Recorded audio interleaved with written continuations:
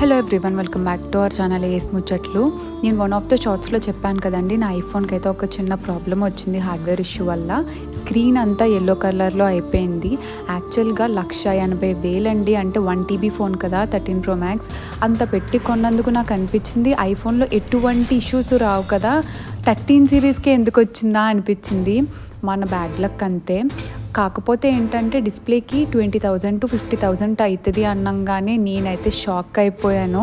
ఎందుకంటే ఇంత పెట్టుకున్న ఫోన్కి మళ్ళీ పెట్టుబడి అంటే చాలా వేస్ట్ అనిపించింది నాకు. ఈ మిస్టేక్ వచ్చేసి మంది కాదు. సో యాపిల్ వాళ్ళు హార్డ్వేర్ ఇష్యూ 13 సిరీస్లో ఎక్కువ వస్తుంది అని గమనించి ఫ్రీగా అయితే చేస్తున్నారు. అంటిల్ అన్లెస్ మన ఫోన్కి ఎటువంటి ఫిజికల్ కానీ లిక్విడ్ డ్యామేజ్ కానీ ఉండకపోతే.